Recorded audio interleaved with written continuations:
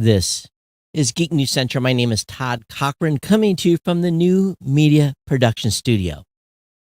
Microsoft opens Bing AI for public testing, no waitlist required.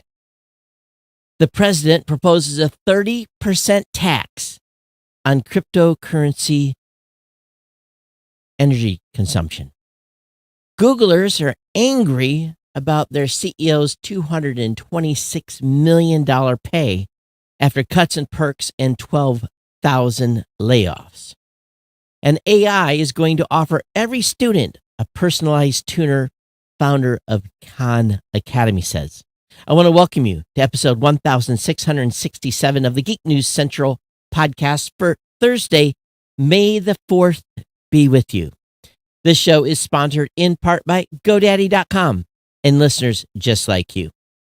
Great deals from GoDaddy can be found at geeknewscentral.com/GoDaddy.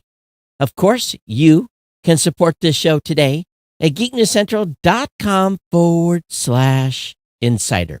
Hey, I want to give a warm welcome to all the new listeners of the show. Thanks for being here. Thanks for checking out the podcast. Again, when you get over to the website, make sure you follow or subscribe to the show. That way you'll be connected at all times. Sign up for the newsletter while you're there. And of course, you can join our chat room at geeknews.chat or our Discord channel as well. You can always contact me via email, geeknews@gmail.com, geeknews@gmail.com, or of course on Twitter @geeknews. You can follow me on Facebook just by searching for my name. And of course, you want to follow our partner shows.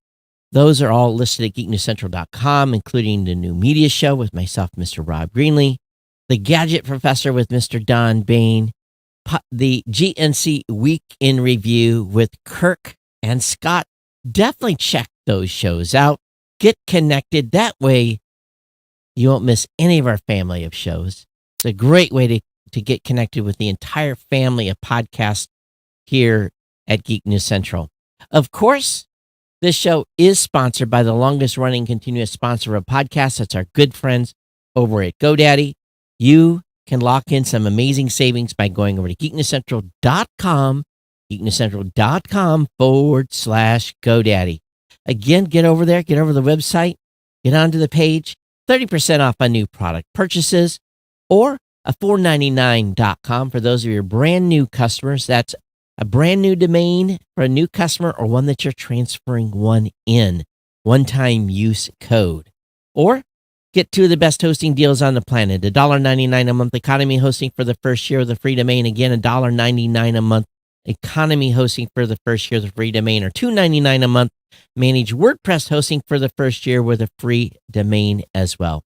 Those are the absolute two best hosting plans on the planet. Get it locked in and save. Of course, you can get a free trial of GoDaddy Website Builder, your choice of personal, business, or business plus plans. And Geek News Central listeners save an average of 94% on GoDaddy hosting accounts. So definitely check those out. Get over to geeknewscentral.com/GoDaddy and save, lock in those savings. And we appreciate it when you share the codes with your friends, family members, and people that you may know. So just an update here. Very interesting update. I had an email yesterday from Starlink, and they said you will not be charged for overages. And I'll be honest with you, I've been looking at my usage, and even though I've been using my Starlink really heavy, streaming movies, doing work at home 4 days a month, the weekends, I'm still 600, 700, 800 megs. I'm not even coming close, or gigs, excuse me. Per month. I haven't even come close to 1 terabyte yet. Of course, we haven't moved any of the streaming there, so I might try streaming a couple of shows in the near future from the loft, AAK, the compound. So we'll see. It should be interesting to try that. Again, I'm not sure how well it will work out. We are lit and live right now. And we are available via those great new podcasting apps at podcastapps.com. We definitely want you to try one out. You want to watch the show live via one of those apps, go over there and grab one. I've written a great article on the website at geeknewscentral.com on the procedure that you, as a listener, can utilize to get involved in what I've been talking about here. Let's talk about boosting your listening experience, the value for value model for podcast support. Link will be up in the show notes. Definitely check out the instructions there and ask me if it's not clear. Let me know. Let me know if you don't understand what I have written up. Get involved with the value for value model. At the same time, I heard today, and I almost laughed I actually kind of did laugh when I heard it, that the vice president has been named as the new AI czar. And if fiction could be any, I mean, it's just like, really? I looked to make sure it wasn't April Fool's Day. I was just a little bit surprised. But that's the word. She's the new AI czar. She's going to lead the administration and coming with policy on AI, and it makes me go, in a big, big way. Hey, if you're watching today, whether it be on YouTube or Facebook, or if you're watching on Twitch or Twitter, make sure you say hello. We want you to check in. We definitely appreciate it when you do. So got a great lineup of content tonight. Kirk did a good job of doing some prep. And it's starting the season for things to be just a little slower in news. But he did find some great articles. I pulled a few more off Tech Meme before the show. But start off with Microsoft has opened Bing AI for public testing. No waitlist required. It's also adding rich media answers, conversation histories, and more. As if to celebrate the new phase of Bing, Microsoft is rolling out several new features. For one, it can go beyond mere text responses, deliver charts, graphs, and rich formatting. The Bing Image Creator, which taps into DALL-E to craft AI-generated pictures, is also now supports more than 100 languages that Bing's standard search offers. Microsoft says it's working on multimodal support, which would allow you to upload images and to search for specific content. You could, for example, ask Bing to search for furniture that matches a unique bookcase in your home. Dedicated users will appreciate the addition of conversation histories. Previously, your chats with Bing AI would disappear into the ether. Now, just like ChatGPT, you'll be able to continue older discussions at will. Microsoft is also trying to optimize the user experience a bit. If you click into a link from a chat result, your conversation will be moved into the Edge sidebar for easy reference. And we'll see. As you expect, Microsoft also wants to fashion Bing's AI chat into a genuine platform. The company will soon offer third-party plugins to do things like confirm a reservation through OpenTable or fetch complex math solutions from Wolfram Alpha. It'll be interesting to see Microsoft manage those plugins, though. How will those services be approved? And they'll be able to access any of your data beyond the conversation they're being used in. Of course, the Edge browser is getting its fair share of upgrades soon. Microsoft says we'll eventually see a sleeker and enhanced interface thanks to round corners and semi-transparent elements. So a little bit of marketing message in there with that announcement. So have you used Bing at all?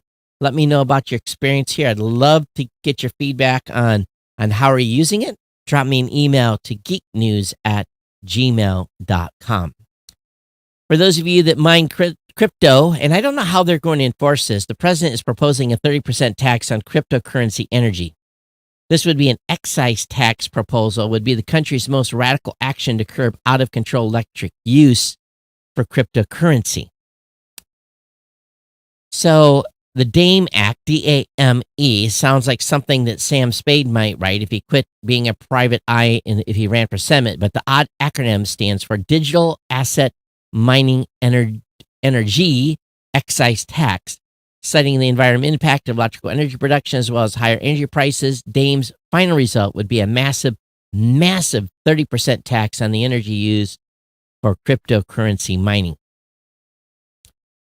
It's not the first time the U.S. government entities have attempted to directly legislate cryptocurrency mining, either to curb it or to boost it.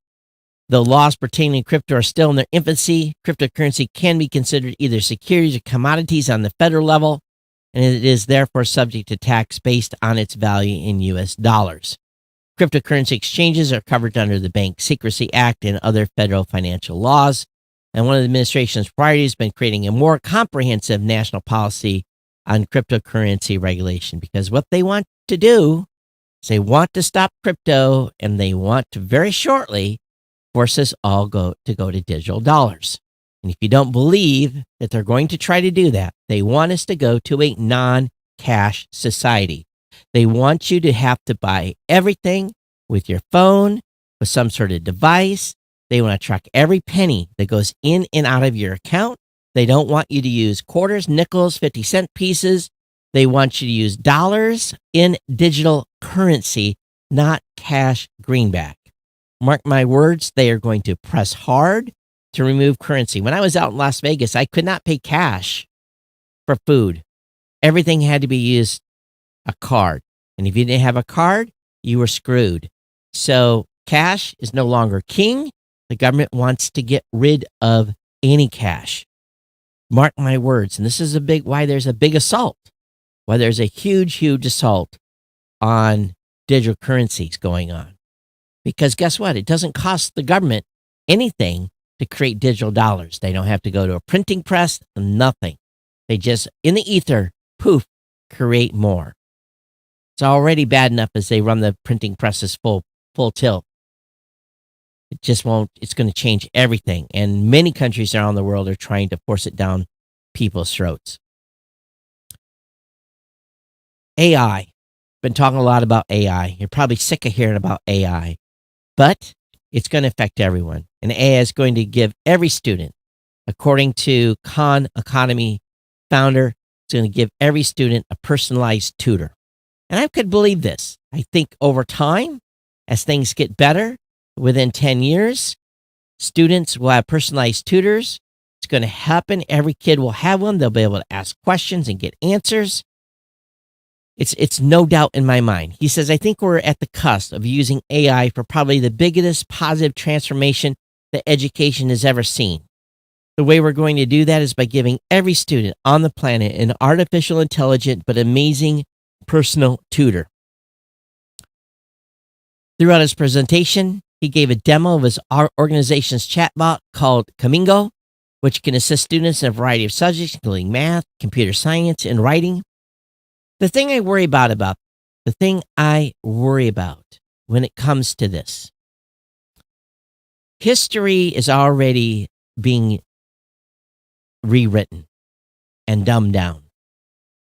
If the bot doesn't have a full, unobstructed view to true history, how are people going to learn? What we've done is we've learned from the past, right? We've learned from our past mistakes. We've learned from past transgressions. We've learned from good things we've done.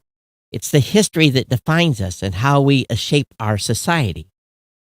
So if a student is going to have a tutor that's going to help them with American history, it needs to contain the entire unabridged American history. But my concern is with the way the world has shifted, and information being shared today is not in its full, unbiased truth, where students are now fed bits and pieces of information. This could be very detrimental, because people will only be taught what the digital tutors are allowed to teach them. Is it going to talk about what happened in World War II and the atrocities that were done by the German government? Is it going to talk about our history in this country and about the Civil War and different things that happened? Is it going to give a true account if you have a tutor? When it comes to math, that will probably be pretty straightforward, one would think. But it makes you wonder if we're headed to a time where an AI will shape what we know, what we learn, what we think. I know it's a good time to be keeping those books on the shelves so that history cannot be rewritten, although they're trying already with textbooks in schools. So what do you think about an AI going to be every student's personalized tutor? Would you sign up for that? Would you want to have oversight? Would you want to see the information that was being provided? As a parent, I think I would. I think I would want to see, especially anyone that was under my purview that's under the age of 18 in the United States, I would want to see what questions were being asked and the answers that were being given when it comes to a student's personalized tutor. I'd want to see what was being provided as ground truth. Of course, the way we are today, we're getting into generational lack of knowledge. So sometimes parents looking at the data themselves may not know ground truth from not. But I think it's time that we have to really have a serious look at how students are being educated and the information that is not being shared with them that should be. Moving into finance information, Shopify is seeing a $1.5 billion loss turn into a $68 million profit, and it celebrated by firing 20% of its staff. The job cuts come less than 3 months after the president of the Ottawa-based firm told the Canadian press there's no cuts coming for us. In quarter one 2023, they reported $1.5 billion in revenue, up 25% year on year, and earnings of 5 cents a share. Net income rose to net income rose from a $1.47 billion loss this time last year to a modest $68 million profit this quarter. So they're going to lay off a whole bunch of people, and they're selling some stuff too. Amazon plans to rework its Alexa in the age of ChatGPT. They want it to be able to tell bedtime stories and things like that.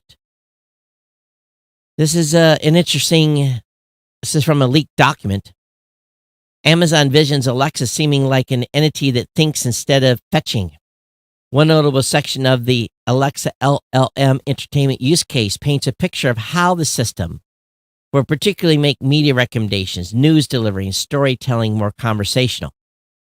Another example shows if a user asks to find the HBO or Netflix show where rich people go on vacation to Sicily or Hawaii, then the device would figure out that it's White Lotus, and the user asks what the cast is and give those informations. Or some child would ask it for a bedtime story about a mouse.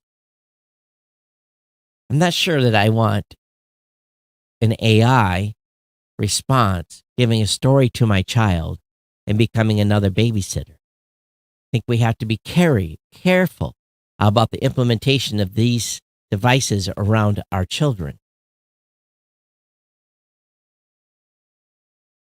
In a sign of the times, working from home could kill career advancement, so says the CEO of IBM. And a lot of people don't like to hear this. He isn't telling his employees that they have to return to the office, but he did warn that continuing to work remotely could mean being passed over for a promotion or career advancement. He trotted out the same Microsoft arguments that we've become accustomed to, and you can tell when people don't like being told they have to go back to work, that he said in an interview that we work better together and that managers need to be able to see folks whose work they're directing every once in a while. There is truth to working better together, and there is truth in being able to see folks every once in a while. As a team that works 100% remote, I wish my team was able to be together more often as a team to be able to function and share information and collaborate, but we're often stuck to Zoom meetings and Zoom discussions that are not as personal and as deep and often rushed. So what say you?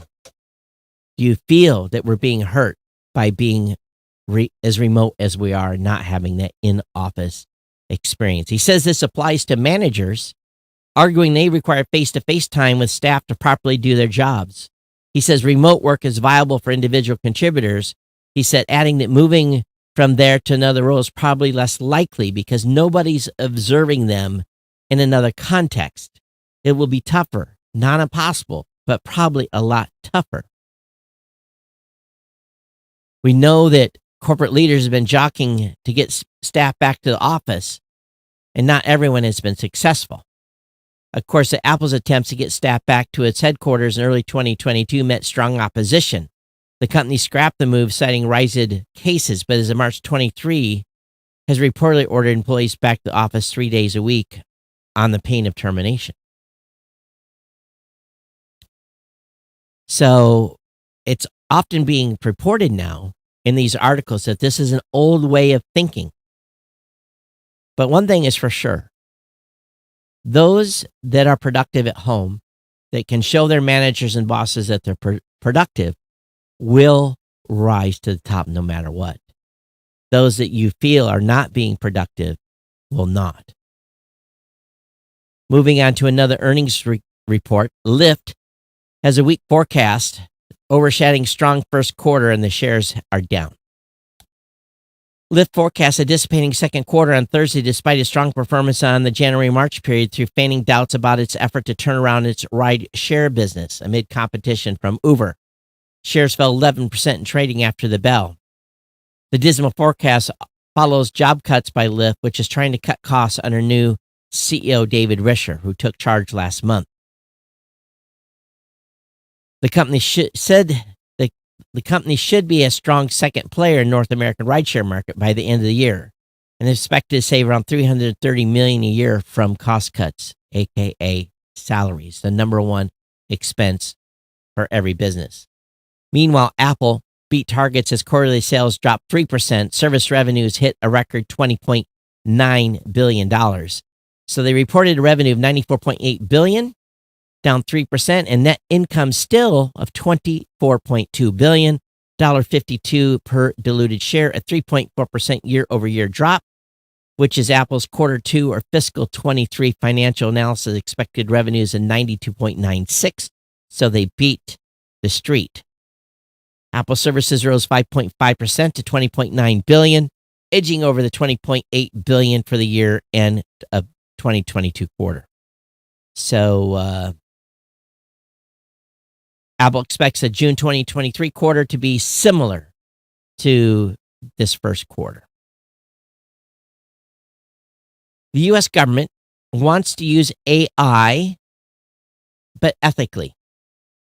The U.S. government plans to release an AI policy for public comment. The OMB said the agency will be releasing a draft policy guidance on the use of AI systems by the U.S. government for public comment. It comes as administration officials, including the vice president, met with the chief executive of Alphabet, Anthropic, Microsoft, and OpenAI, the four companies at the heart of the AI development in the United States. The OMB AI policy will release this summer with the idea that the public will have a chance to comment before the government acts. Specifically, government agencies would be able to responsibly leverage AI to advance their mission and strengthen their ability to equitably serve Americans. The immediate problem is AIs have evolved rapidly with or without input from the government, as we know. And of course, people are already finding clever ways to use AI to scam people out of their money. One AI basically learned a young lady's voice. She was off at college, and the AI called the father and in her voice asked her father to send over $600 via a specific way, and the father did. So the father was tricked into thinking he was talking to his daughter, but he was talking to an AI bot. So maybe it's time to set up code words with your family members to indicate if you get a call from me and it seems a little off, let's ask for the secret code word to share between each other to make sure we know that we're talking with each other. Do I have to come up with a secret code word to indicate that this show is? I don't think I can do that, right? Because it wouldn't be secret, right? Moving on, House lawmakers asked for investigation into Apple Store labor practices. Politicians want the NLRB to investigate claims of anti-union tactics. Here we go again. In March, the Communication Workers America Union filed charges with the NLRB over the purported retaliation. The CWA believes Apple used thin pretext to fire and intimidate employees, such as slightly late arrivals and even typos in timesheets. Some of the workers were reportedly forced to sign a release of claims against the company if they wanted his severance packages. They say those practices are illegal. So, looks like NLRB will be looking at Apple. It's not like they can't afford to pay any fines. Paramount Plus has topped 60 million subscribers thanks to Picard and the NFL. New originals like 1923 also helped the streaming service grow quickly. I watched the entire 1923 series and absolutely wish it would have continued. I'm going to hate to have to wait a long time for the next season. There were other successes. Paramount's free-to-watch Pluto TV service topped 80 million monthly active users thanks to a 35% year-to-year jump in viewing hours. Company increased reliance on streaming also became clear through financial figures, while overall subscription revenue climbed 50% compared to year. The money through from Paramount surged 65%. So we're all paying for this media. Google Photos tests more complex search to help find specific images. So users can search for terms like colorful sunset and receive results that are most relevant to that query. Similarly, the test displays users can search for people they may have tagged, paired with a specific place they may have been. So they're using, looks like, some new search AI to examine photos to help you find photos in your own Google Photos account, which is kind of funny if you ask me. Samsung's teasing better sleep, fitness, and safety features for its next Galaxy Watch. A One UI 5 watch beta program will open up for Galaxy Watch 4 and 5 users later this month. It's been relatively quiet on the Samsung Galaxy Watch rumor front, but they have some ideas on what to expect. Samsung announced that the watch will launch on One UI 5 watch, a new version of its skin to run over Google Wear OS 3. The update will include several refinements, existing features like sleep tracking and emergency SOS, while all introducing personalized heart rate zones. So I very rarely see a watch other than an Apple Watch when I'm roaming around. Maybe it's just because I don't look for Samsung watches. FTC has said that Meta misled parents and failed to protect children using Facebook's Messenger Kids app. So the Federal Trade Commission said Meta violated this order, and they proposed a series of changes to the order on Wednesday after the agency claimed Meta mishandled data. The initial 2020 order led to a $5 billion settlement. The proposed change would slow Meta's ability to release new products until they confirm to meet privacy requirements. So they're making changes and suggesting changes to the settlement. Doesn't look like there is new money being fined here. Should not come as a surprise that Meta is collecting everything they can on us. You have a BMW, 90,000 of older BMWs are too dangerous to drive due to airbag recall, the manufacturer says. It's to do with the Takata airbags that can have a 50% failure rate.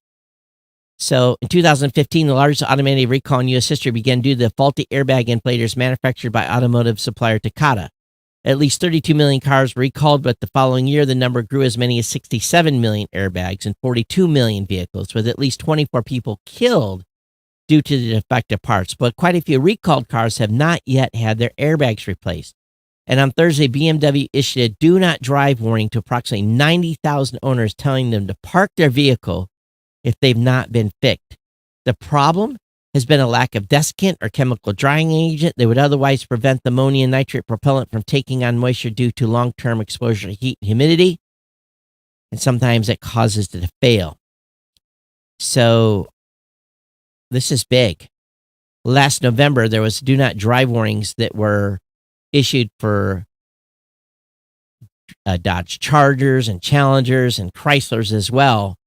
So they say BMW is saying park your vehicle. If you have a 2000 and 2006 3 Series, the E46 version, including the M3 model year 2000 to 2003 5 Series, the E39, and yes, the M52, and the model year 2000 2004 X5s, the E53s, have yet to have their airbags from Takata replaced yet.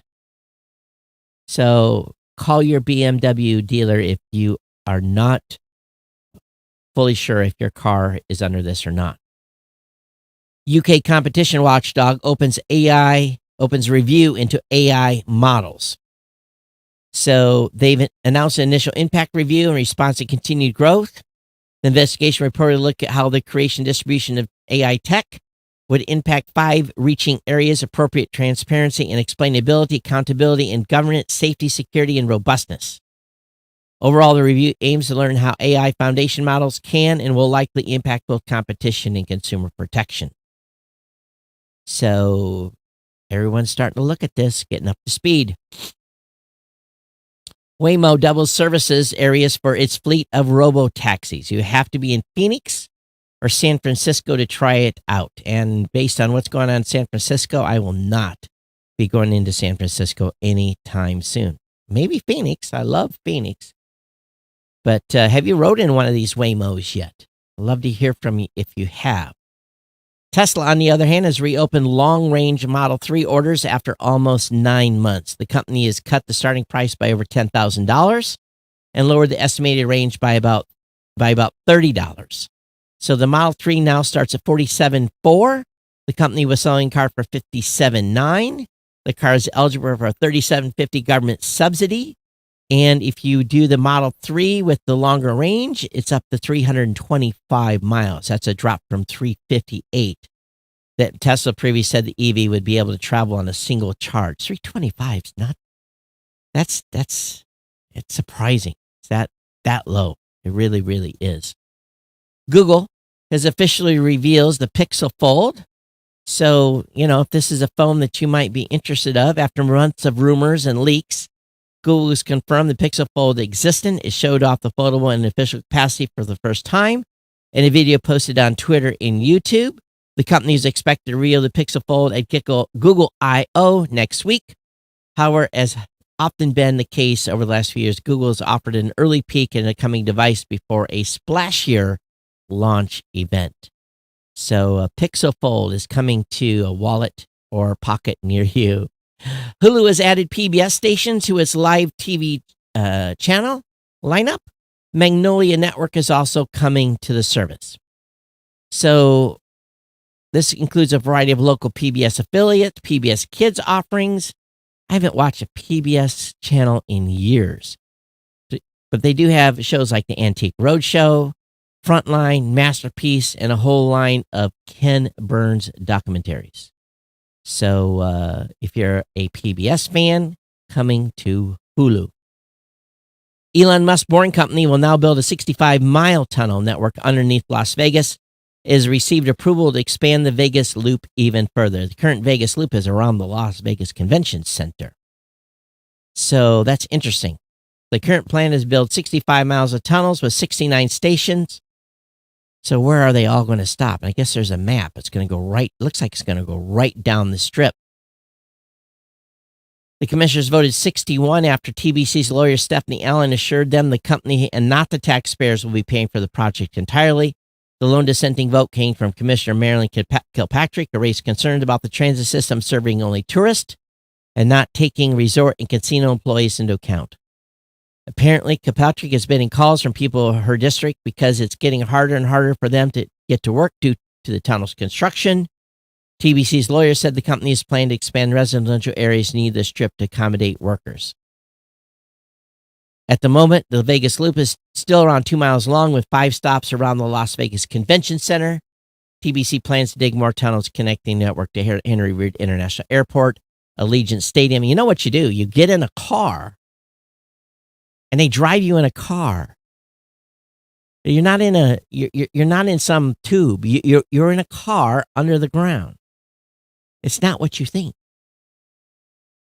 So again, the loop is purely being driven by vehicles at this point. All right.